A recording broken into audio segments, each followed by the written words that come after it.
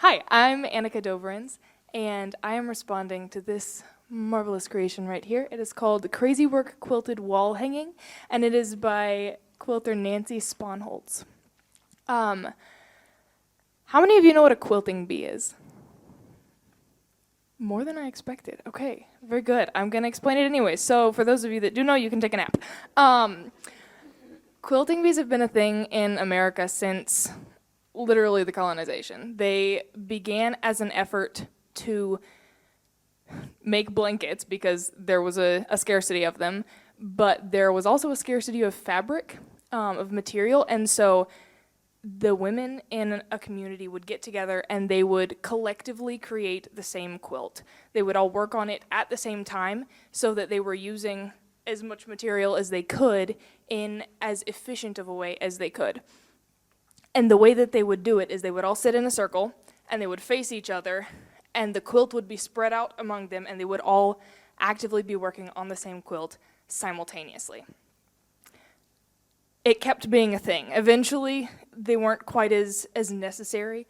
Times got less dire, and so it continued to be a thing, but it became more about community than about necessity, which in a sense, community is essential and very, very necessary. So it was still about necessity, but it became about connection, and the beauty of it is that quilts are inherently about connection. You're actively connecting pieces in order to make these beautiful creations that we see hanging on the wall all around us. What I love about the concept of a quilting bee, though, is that as it became more communal, it became more social, and it became generational.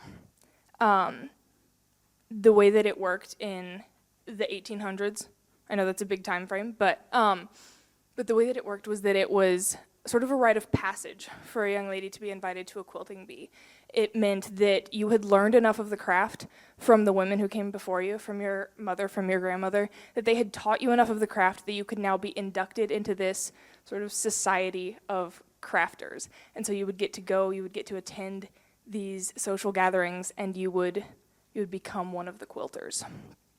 I love the generational aspect of that. I love the communal aspect of it, and it is that concept that I was thinking of when I wrote this poem.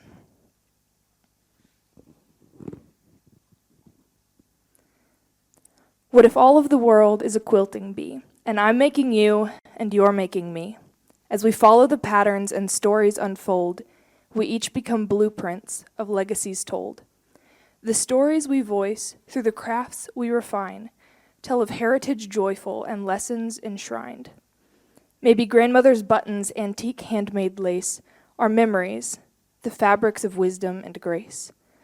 What if each interaction is myriad threads, a colorful weaving, a glorious spread of shapes and of stitches until, in the end, we're so many pieces we can't comprehend the eternal extent to which we've been sewn by the quilters around us, by those we call home. As we are made manifest, artists in motion, we confirm our own love in our acts of devotion. Some lines are skewed, not all stitches quite straight, but perhaps what we love proves in what we create. In the hourglass sands of the seasons, the years, are sown all of our joys next to all of our tears. In divine transcendence of craft and of time, we're made carefully, lovingly, humbly sublime.